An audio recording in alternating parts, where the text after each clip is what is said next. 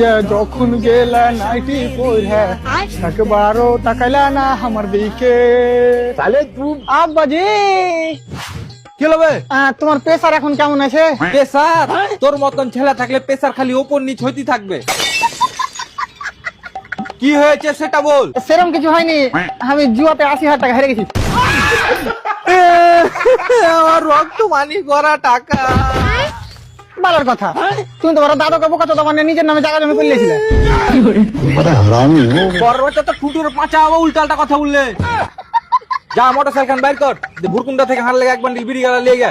বিড়ি নাই, বিড়ি শেষ হয়ে গেছে। কই মোটরসাইকেল? কেন বে হারকে মোটর সাইকেল কি হলো? ওই মোটরসাইকেলটা বিক্রি করে তো আমি জুয়ার টাকা গেলা শোধ করেছি।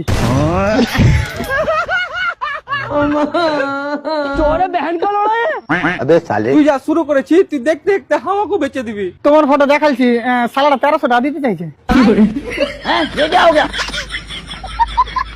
আমি বললো যত সুয়ারের মতন মুখ হোক না কেন আমার আব্বার, এত কম রেট আমি দিতে পারবো না। তার মানে কেউ তোকে 1 লাখ টাকা দিলে তুই আমাকেও বিক্রি করে দিবি?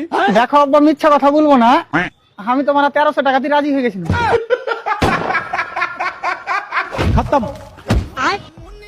আব্বা মরে গেলে নাকি? अबे साले আমার মরে গেল, লাভ আছে, বাড়ি খান তো পাবো। ও মরনি